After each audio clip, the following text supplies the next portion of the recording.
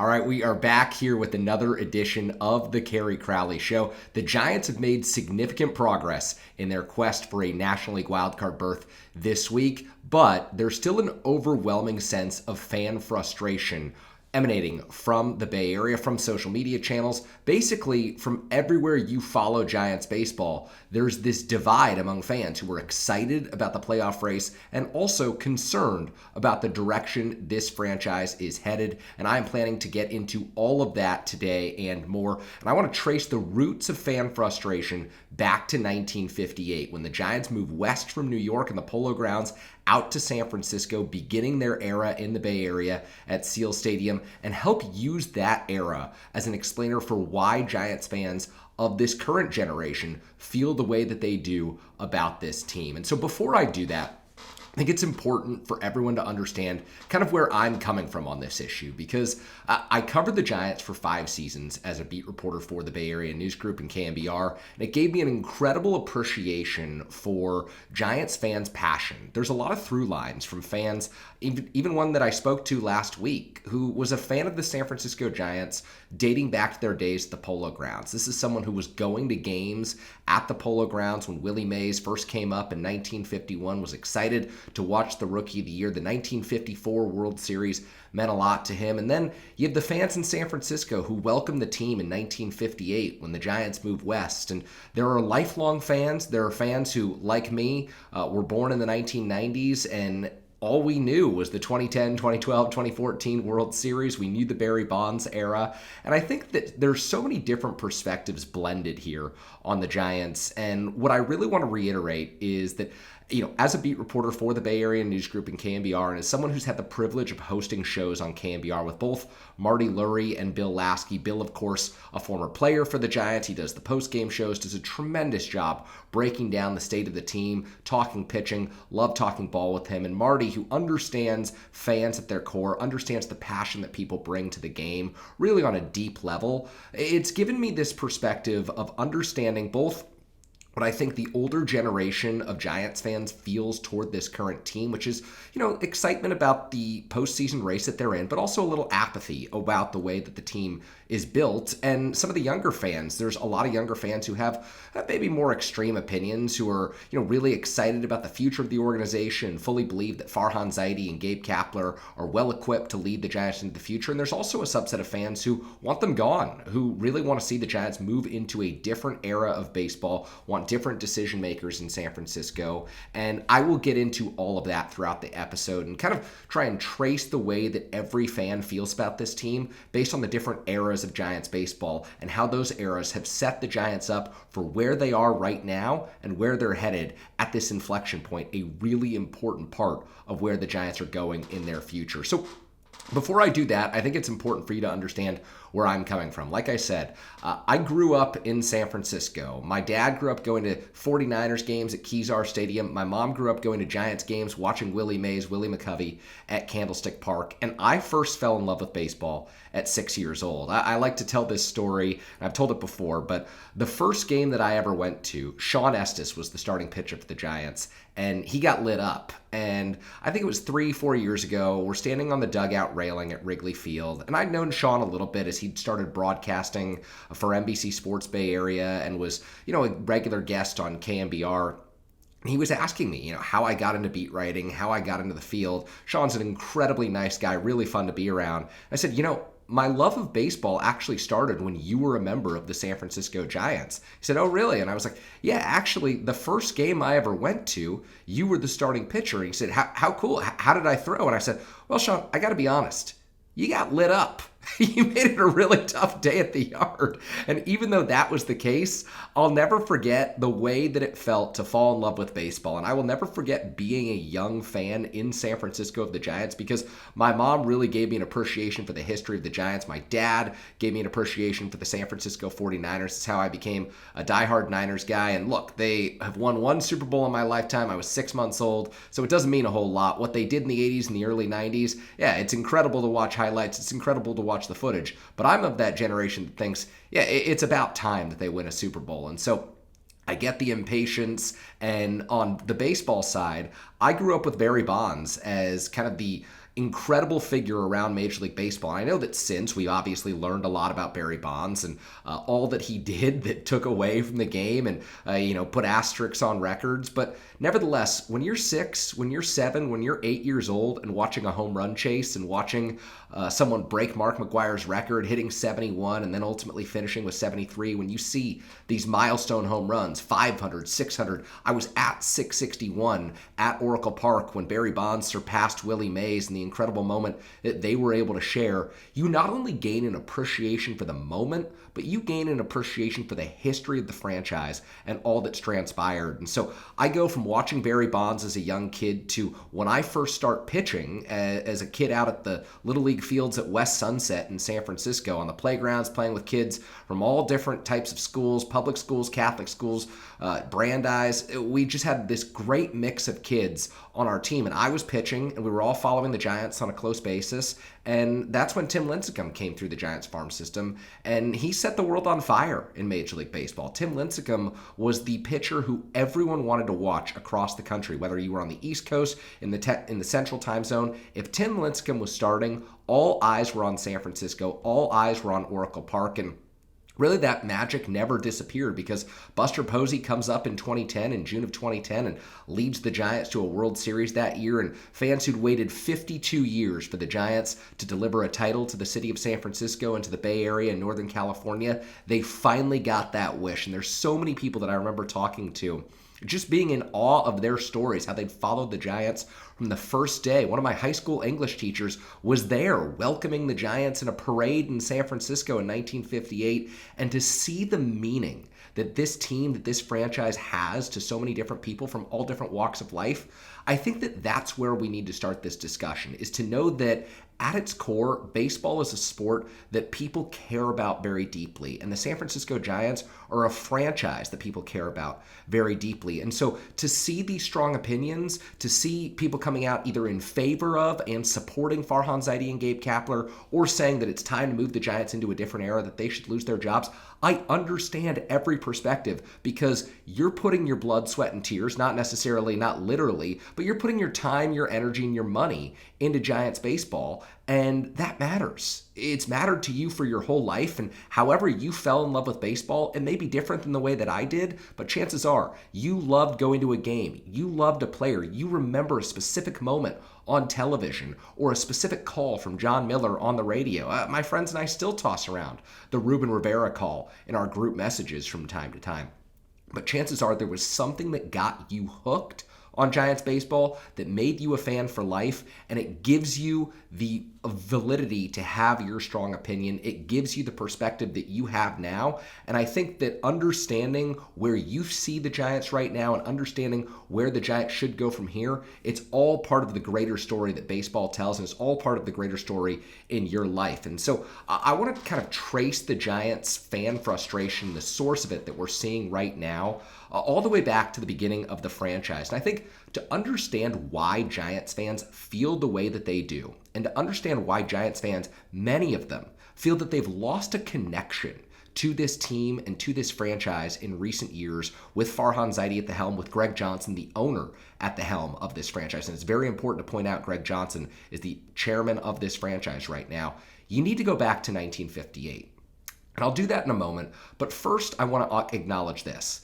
The majority of Giants fans, I think, are upset with the state of the franchise. Even if they're excited about the possibility of a playoff run, even if they're excited about where this team might be able to get this season, especially in the last day or two as the Giants have gained ground in the National League wildcard race without actually playing a game in Colorado, there's still this kind of big picture perspective that a lot of people have that something might be wrong here. At least something feels different and something must change. And the reasons, as always, are multifaceted. But I see a common theme. And I said this earlier, some of the younger, more optimistic fans have a hard time seeing why older fans wouldn't be on board with Farhan Zaidi, with Gabe Kapler, with this new age approach to Major League Baseball. And some of the older, more seasoned fans that I talk to, they've called into KMBR a lot when I've been a guest host. They can't understand at all why the Giants would move forward with Gabe Kapler and Farhan Zaidi. So with 2 weeks to go in the regular season, a lot of people are trying to turn this into a black and white issue. But the reality is, there's an incredible amount of gray area. And that gray area exists, in my opinion, because where the Giants stand today and where this franchise has been, and that is, it is a star-driven model. It always has been. And to anyone who tries to dismiss the idea that the Giants can be successful without an anchor player, without a star, well, I invite you to listen to this trip down the history books, which is exactly what we're going to take right now. So I think that we've reached this inflection point because of the history of this franchise and where it's been, where it's going, and where it will ultimately be. And so trace this back to 1958. When the Giants moved west from New York, there are skeptical people in San Francisco if baseball can work. There are people wondering, will I become a Giants fan? What's a reason to go to Seal Stadium? What's a reason to take in a ball game? And immediately, Willie Mays squashes those doubts. He puts all of those concerns that anyone might have to rest because he was already a generational talent when he arrived in San Francisco. By the time the Giants moved, Willie Mays was a Rookie of the Year. He had won an MVP award. He had won a World Series. He'd already authored the iconic moment at the Polo Grounds of the catch. And fans wanted to go out and see if he was worth the hype. And guess what? Willie Mays delivered. What other way is there to write that story, tell that story? He was second in MVP voting in 1958. He finished top 6 in MVP voting over each of the next 8 seasons, including winning another MVP award. The guy hit like 40 home runs a year, was the best attraction in baseball. And so from the moment the Giants moved into San Francisco and had the opportunity to make an impression on their first fans in the Bay Area and the fans they were still holding on to from their days in New York, it was the Willie May Show. And he was one of the generational attractions, one of the greatest players, potentially the greatest player to ever play the game. And the Giants had him, and they had fans hooked because of him from the moment that they started in this city. And guess what? It wasn't just Willie Mays. 1959, Willie McCovey comes up. When the Giants move, Orlando Cepeda accompanies Willie Mays. Cepeda was a can't-miss attraction through 1965 when he moves on to the Cardinals. And on top of all of that, you've got Juan Marichal, who has one of the most distinctive deliveries and leg kicks that we've ever seen from a pitcher. And he's got that in San Francisco for the first, 13, 14 years of the Giants' existence in the city. And so you're talking about an all-time collection of talent. And no, the Giants did not win a World Series title, but it's very easy to see how, especially at the beginning of that era, the Giants built up this massive fan base of people who still to this day write me letters, write the other beat reporters letters, write the people who cover this franchise notes about what it means to be a Giants fan, what it means to follow this franchise, and why they have concerns about where this franchise is going. And so then there's this really important period that kind of follows as Willie Mays hits the twilight of his career, as Willie McCovey moves on to different teams before he comes back to the San Francisco Giants. There's this era from 1974 to 1985 that I like to think of as the bleakest era of Giants baseball. And at that time, you have to remember, the Oakland A's were a powerhouse. They were a tight 3 straight World Series titles in the 1970s. The Giants were the second-rate team in the Bay Area. As hard as that is to remember for a lot of people, there was a time when the A's owned the Bay and the Giants at Candlestick Park were floundering. There was a brief moment of respectability during that, 10, 11-year era from 74 to 85, and that came in 1978. Giants won 89 games that year. I meet a lot of people who were born in the early 60s who said it was the 78 team who they first fell in love with. And why do you think that was? Why did the Giants have a high watermark of 89 wins during that bleak era of Giants baseball in 1978? Well, I'll tell you why.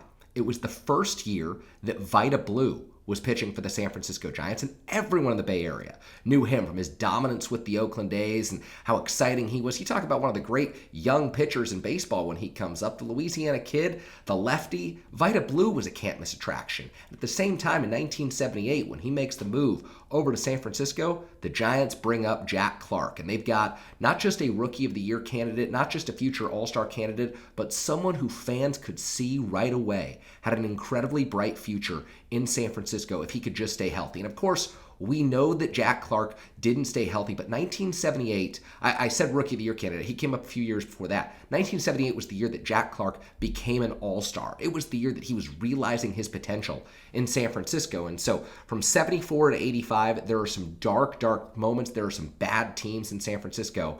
But in 1978, the Giants have that talent. They've got the homegrown talent in Jack Clark. They've got the can't-miss attraction in Vida Blue. But after that, the dark ages kind of return.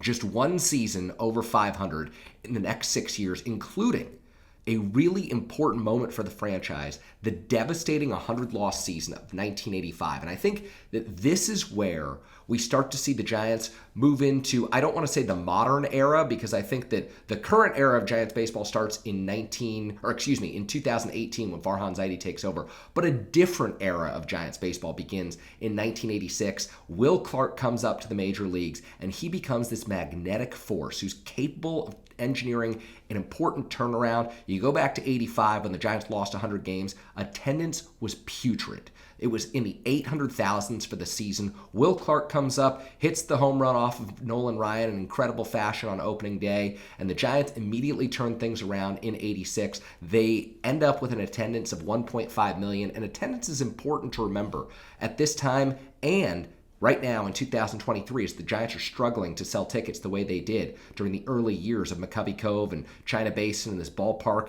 along the waterfront at the Embarcadero. But by 1988, Will Clark is a bona fide all-star. He's becoming the perennial guy that Giants fans can rally around.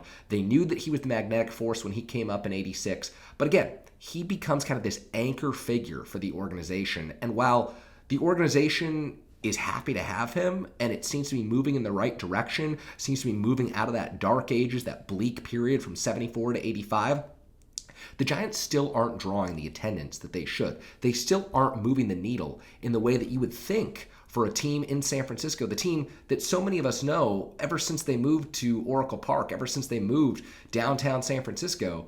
They've just been a cash cow. They've been able to print tickets until basically the last 4 years due to the pandemic, and really what has transpired with the roster building strategies since the pandemic and since Farhan Zaidi's taken over. So brief deviation from the history lesson. Let's get back to the early 90s. It's clear the Giants need a new ballpark, and at the time, Bob Lurie was ready to sell the team. We all know the story. It's incredible. Peter McGowan comes in with a group of investors. They save the day. They buy the team. Then they go out and they sign Barry Bonds to a deal that they didn't even think that they could afford at the time, but they knew was critical to turning around the fortunes of the Giants franchise and making the Giants once again a can't-miss attraction in San Francisco, the same type of can't-miss attraction that they were when they first moved in 1958 and when the ballpark at Candlestick first opened in 60. They just had all these incredible players. And finally, after Will Clark comes up and injects the Giants fan base with a sense of hope, Barry Bonds comes to San Francisco from Pittsburgh and completely changes the fortunes of the franchise. It doesn't hurt that in 1993, Bonds' first season with the franchise, after the new ownership group takes over, that it's a 103-win team and he wins his third MVP award. But you have to remember, after that, momentum around the Giants franchise, it was slowed a little bit by the 1994 strike. Attendance dips again. The Giants aren't as good in the middle of the 1990s. And by 2000, the Giants reach a really critical point in the franchise's history. That's when they opened the waterfront ballpark at China Basin. Oracle Park, back at the time, AT&T, SBC, Pac Bell, you trace the names back, whatever it is the gold standard across Major League Baseball. And 24 years later, it still is the gold standard across Major League Baseball. I've had the good fortune of traveling around Wrigley, Fenway, PNC Park, Petco Park. There's so many great ballparks across America.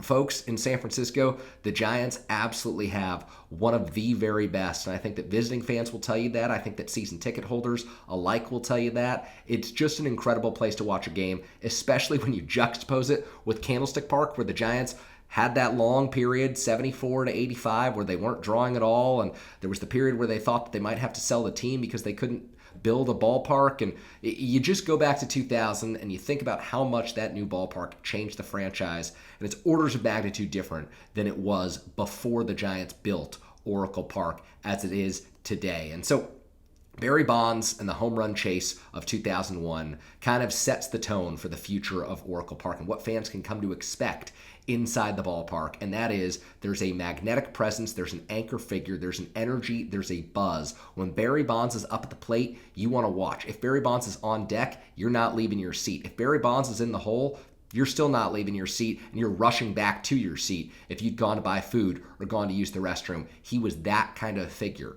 But you have to remember, as the Barry Bonds era ended in San Francisco, the Tim Lincecum era was beginning. 2007, they shared a roster together. As Tim Lincecum came up to the big leagues and Barry Bonds was on his way out of the big leagues, the Giants had this seamless transition to where Lincecum, who was immediately, as a rookie, a can't-miss attraction, even if the numbers didn't start to come for him until 2008 and 2009, everyone knew that Tim Lincecum represented someone absolutely special, someone who fans could rally around. There's Let Timmy Smoke. There's all these incredible memories that you build at the ballpark and you build watching and listening to games because of Tim Lincecum, because of what he meant to Giants fans. Like the everyman getting out there, 5'10", 160 pounds, dripping wet, and he's firing 100-mile-an-hour fastballs with devastating changeups past hitters. So you go from Barry Bonds to Tim Lincecum. And yeah, the Giants dipped in 2007, 2008. The team wasn't nearly as good as it had been at the early onset of the 2000s, 2002 when they make the wild card run, and 2003 when they win 100 games. But the Giants fans still have a reason to come to Oracle Park, and that is Tim Lincecum, it's Matt Cain, it's the emerging young talents. And then everything changes again in 2010 when Buster Posey gets the call to the big leagues, because you think about what Buster Posey has meant to this franchise. Is he the best player in franchise history? No, you can make the debate. Willie Mays, Barry Bonds. Is he the most important figure in franchise history? Now that's an argument I would absolutely hear because of what he meant to the 2010, 2012, and 2014 World Series teams, and in my opinion, a team that will go down in Giants history, the 2021 107-win team that finally dethroned the Dodgers and won the National League West. And so you go from Bonds when the ballpark opens, to Lincecum when Bonds' career ends,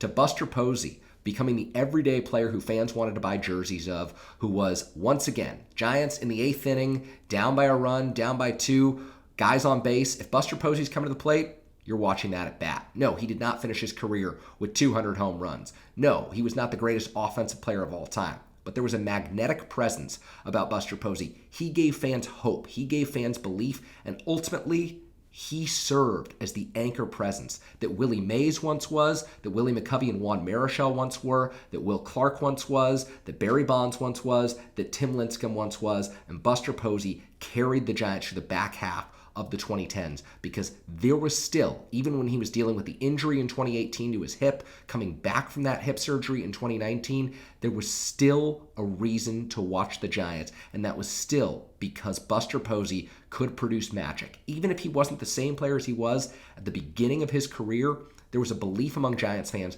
that Buster Posey could will the Giants to the finish line at the end of a game, and quite often, he did deliver. There were times where he had nothing in his hip, and he still shot a ball to right field because he was just a professional hitter, the likes of which we have not seen since he retired, which of course is just 2 years ago, but it's a long 2 years because you think about the history of this franchise, and it's always been guided by these incredible anchor figures, these magnetic star presences.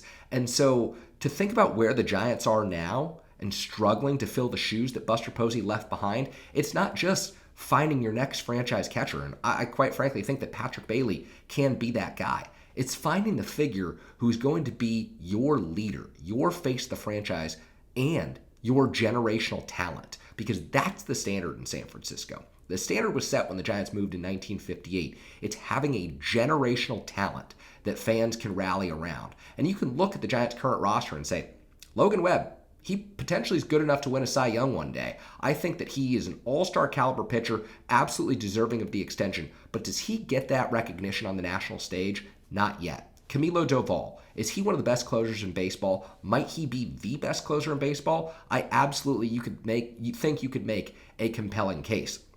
But I don't know that he has that national reputation yet. And you look at the rest of the Giants core right now, in year 5 of Farhan Zaidi, and people are still waiting. They're still waiting for that generational talent to come to San Francisco. They're still waiting for that player to come through the farm system and change everything. They're still waiting for someone who you can go to the dugout store and buy their jersey, and they will be here in the middle of the lineup for the next 5, 6, and 7 years. Because right now, I think one of the main issues that the Giants have in terms of fan apathy and fan concern about the future is not that this team isn't building something that could be productive in the future. I actually think that Farhan Zaidi has done a pretty good job of massaging the back end of the Giants roster, raising the floor of this franchise, and doing what really was an impossible task, what Chaim Bloom failed to do in Boston with the Red Sox, and that is meeting the goals of ownership, which is avoiding a full-scale rebuild, maintaining a competitive baseball team, which is what the Giants have largely done during the Farhan Zaidi tenure. But again, you're asking Farhan to meet the goals of ownership, which are practically impossible, and then meet the fans where they are, which is a fan base that expects the Giants to be a contender, a fan base that expects the Giants to have a generational talent and someone to rally around, and a fan base that wants someone who is going to give them a reason to believe on a daily basis. And right now, you go into the 8th inning of Wednesday's ball game against the Cleveland Guardians. I don't know how many people believed that J.D. Davis was going to hit that 3-run home run. And I don't know how many people believed if Mike Yastrzemski or Lamont Wade Jr. was at the plate in that situation, or you've got Luis Matos, the young kid in center field, up in that situation, that someone would have delivered. And the real issue, I think, is you can't build a consensus among fans. Right now, everyone would tell you that Wilmer Flores is the guy that they want at the plate in these late and clutch situations. But how many Wilmer Flores jerseys are you selling? How long do you think Wilmer Flores is going to be the best hitter in your lineup? Is it going to be more than just 2 months? Is it going to be 5 years? No. We know that that's not who Wilmer is as a ball player. I think fans are thrilled that Wilmer has had the second half of the season that he's had. I think fans are extremely excited about what Wilmer Flores has meant to this team because it's helped them stay in the race during the second half of the season. But if you're talking about a generational figure, a guidepost, an anchor for the future, no offense to Wilmer Flores, that's not who he is. That's not who he was signed to be. And the reality is the Giants don't have players who were signed to be that, and they haven't developed a player in 5 years under Farhan Zaidi who can be that player yet. Maybe Kyle Harrison is the next Tim Lincecum. Maybe Marco Luciano is the next incredible talent in the infield. But 5 years in, we still don't have that answer. We still don't know where the Giants are headed in that regard, and that to me is an issue because you go back to Farhan Zaidi's opening press conference back November 4th, 2018. He said at the time, no move is too small to not be worth a certain level of detail and effort. And therein lies how the Giants have been able to stay competitive and the problem that they have moving forward.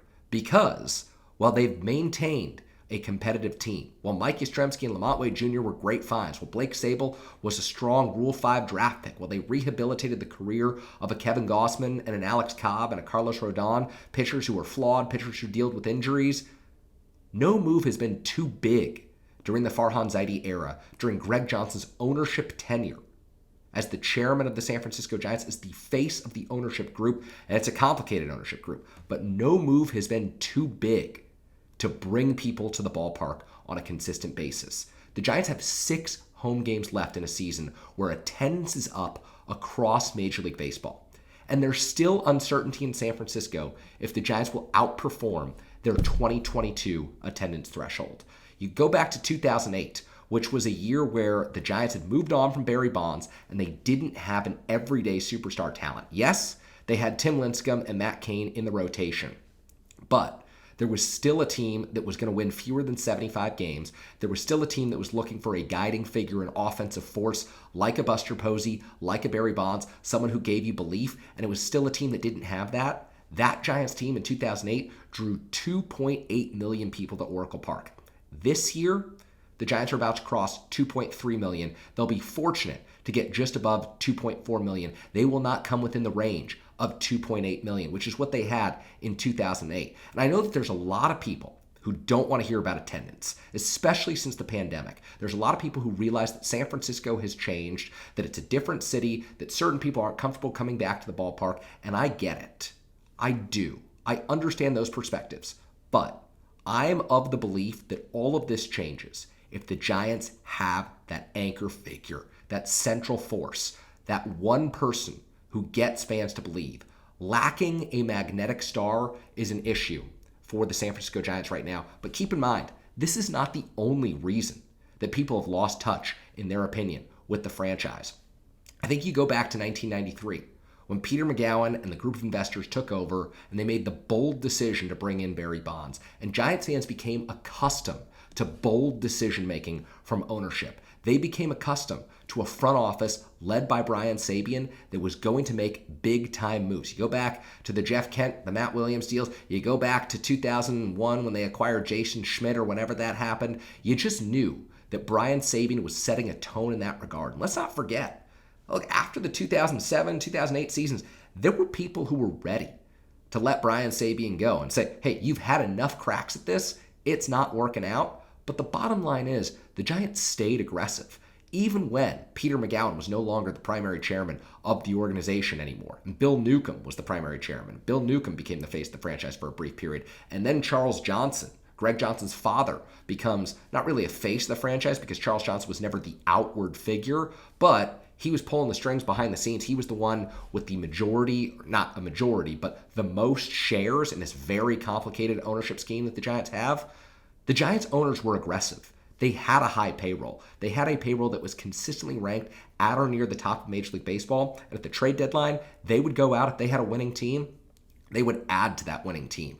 Under Greg Johnson, I feel, and a lot of fans feel, the Giants have taken a step back. And that, to me, is one of the biggest issues with the organization right now, is they, right now, have the 10th or 11th highest payroll in Major League Baseball. But that figure is a little misleading because they're still $20 million behind the team in 9th place or 8th place in the Atlanta Braves. They're still in the $180 million range, $190 million range, which is where the Boston Red Sox and the Chicago Cubs are this season. Two organizations that try to thread the needle that are caught in between, whose fan bases really throughout this season have felt pretty similarly to Giants fans. You think about Cubs fans, you think about Red Sox fans, you think about people who expect their franchise to be in it on an annual basis, to be in the race, in the postseason, in the conversation, in contention.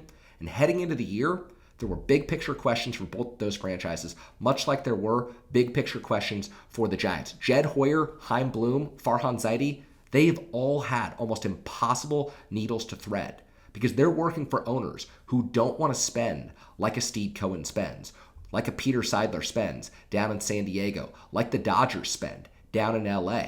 And so they're trying to thread this needle of staying competitive while also developing talent in the farm system, while also not spending too much money.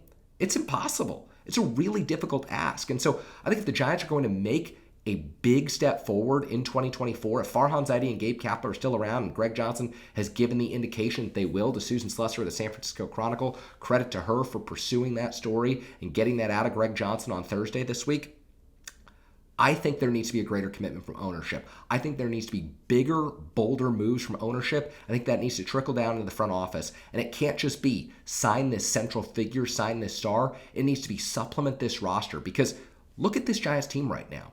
J.D. Davis, Mike Yastrzemski, Lamont Wade Jr., Austin Slater. These are all guys who are regularly in the lineup. But do fans really know if they're going to be regularly in the lineup in 2024? Can they really count on that? I don't think any of them are absolutely 100% guaranteed a spot. Do I think all of them will be back? Yeah. The answer is yes. But what would their playing time look like? I think that there's big questions about how the Giants run their franchise, how the Giants run their operation under Greg Johnson, and I think that those have trickled down to Farhan Zaidi in this front office because for years, Giants fans have been sold on the pursuit of stars. You know, some of those stars that the Giants have tried to go after would have been great, would have been franchise-altering figures. Bryce Harper, Shohei Ohtani. I mean, think about how different the Farhan Zaidi era looks if they give $40 million more in the contract negotiations to Bryce Harper. If the National League has a DH, maybe the San Francisco Giants are the team that signed Shohei Ohtani when he ultimately signs with the Angels down in LA. And then there were free agent pursuits or trade pursuits that didn't necessarily work out or probably wouldn't have looked good for the Giants. Carlos Correa, who's to say that 13 years, $350 million would have been the undoing of this franchise, or John Carlos Stanton trading for him. Giants wouldn't have given up that much talent in that deal, but again, you had been loaded down by that contract. That may not have worked out, but the bottom line is you keep talking about these big names. You keep telling this story. John Lester, Aaron Judge. This offseason is going to be Shohei Ohtani round 2. Fans feel like they've been promised the presence of a star. And in fact, in San Francisco, dating back to 1958, as I just laid out, they've been accustomed to the presence of a star.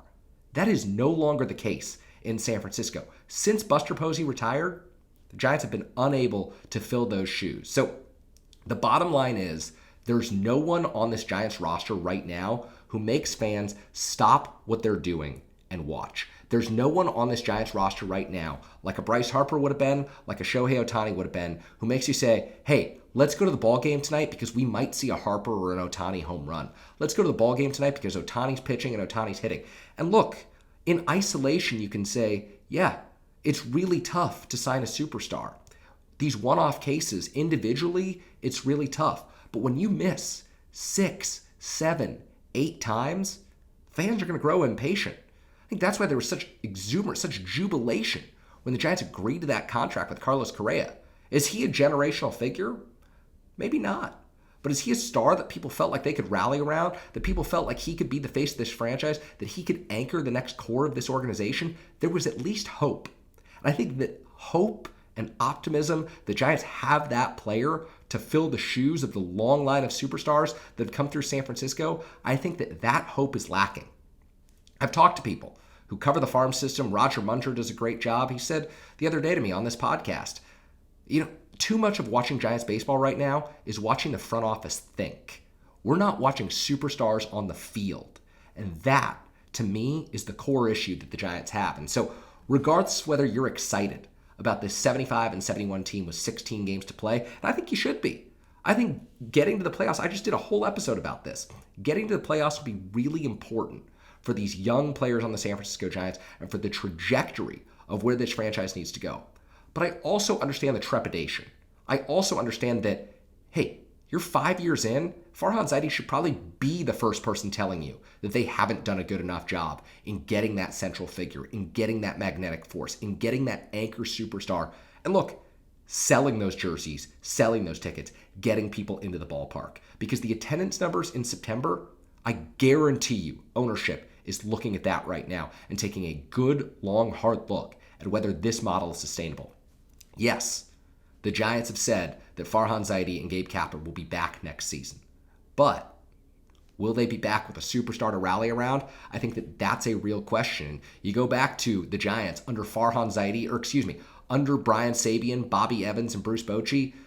The Giants were one of the last organizations clinging to this old era of baseball that, for better or worse, doesn't really exist anymore. And I really want fans to understand this as we move forward, as we move toward the final days of the regular season and toward the offseason where Farhan probably will making the calls for the Giants. I think that people feel the way they do about the franchise because there's been so much change thrust at them over the last 4 or 5 seasons. The Giants went from having this dynamic long line of managers dating back to 1985 at the end of the season when Roger Craig comes in as the interim. You've got Roger Craig, you've got Dusty Baker, you've got Felipe Alou, and you've got Bruce Bochy. That's 35 years in which you did not fire a manager and you had an incredible group of men who were presences. Look, you go back to Roger Craig, hum baby. Dusty Baker wearing the wristbands. He's got the toothpick. Felipe Alou, I think one of the all-time baseball men and so iconic in the way that he spoke and the fury that he would have after a loss. And Giants fans resonated with that. And Bruce Bochy speaks for himself. I think when you look up a baseball manager in the dictionary, you could see a face of Bruce Bochy right there. I mean, the guy oozes baseball manager, old school baseball manager. And so the change to Gabe Kapler has also been stark for Giants fans. So not only do they have this next-gen front office and Farhan Zaidi, who runs things differently than Brian Sabean and Bobby Evans, not only do they lack this generational talent at the front of the organization, they also have a manager who, for better or worse, doesn't really connect with Giants fans on the way that Roger Craig, Dusty Baker, Felipe Alou, and Bruce Bochy did. And maybe that's an impossible standard for Gabe Kapler to hold. But I also want you to realize that as I covered Major League Baseball, and as I wrote about the team, as I've talked about this team on the air, I would say that 90% of fans, which is 27 out of 30 teams, They're dissatisfied with their manager. They're dissatisfied with their bullpens. They want to see change in the manager's seat in the dugout. They want to see change throughout their bullpen. Gabe Kapler's no exception to that. I think you look at LA with the Dodgers, there's a very vocal group of fans who, despite that team contending every year, feel that Dave Roberts is a puppet for management.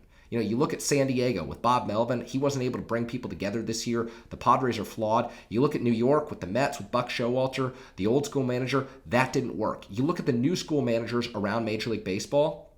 For the most part, that's where all of these decisions, these hiring moves are headed. There's going to be fewer Showalters, fewer Dusty Bakers, fewer Bruce Bocheys in the game. And I'll tell you, you're going to see more and more figures like Gabe Kapler. So the idea that the Giants would replace Gabe Kapler and find someone better than him to carry out the orders of this current front office, I think it's preposterous.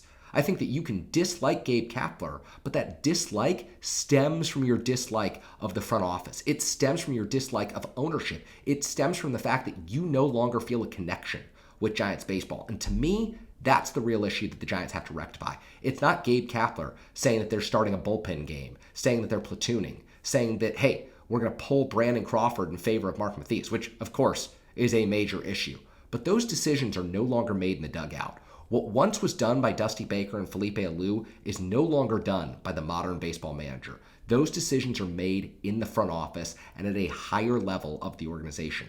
The manager is no longer a strategist. The manager is a messenger. And hey, you may not like the message because it's not a message that sounds like Bruce Bochy. It's not a message that sounds like Felipe Alou, and that's okay. But if you don't like the strategy, if you don't like the way that the Giants are playing, that is a front office move. That is a, hey, I don't like a bullpen game. I totally get it. I don't like a bullpen game. But that decision comes from the front office. And I really want people to understand that. So I think that all of this change that's transpired over the last 4 or 5 years has led to this inflection point that Giants fans are currently at, where this team is in the midst of a playoff race. And I use that term loosely because I don't believe that a third wild card is that big of an achievement. However, I do think it's important. But I will say, I understand the people who aren't that excited that this team is in a playoff race because the Giants lack a central figure.